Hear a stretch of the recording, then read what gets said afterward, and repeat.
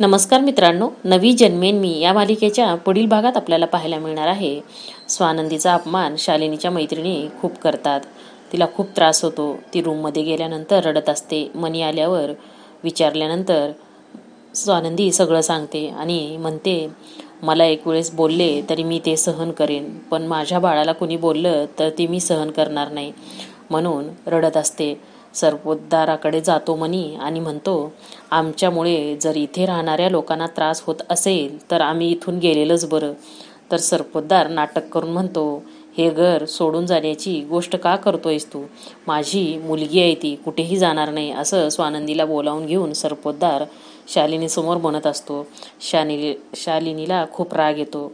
स्वानंदी आणि मनी गेल्यानंतर शालिनी म्हणते रागाने, तुम्ही बसा, तुमच्या लाडक्या स्वानंदीचं कौतुक कर.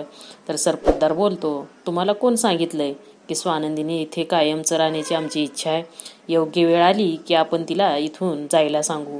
हे ऐकून शालिनी आणि संचिताला धक्काच बसतो. तर पुढील भागात सरपोतदाराचा हा प्लॅन आहे हे कळेल का संचिताला किंवा शालिनीला?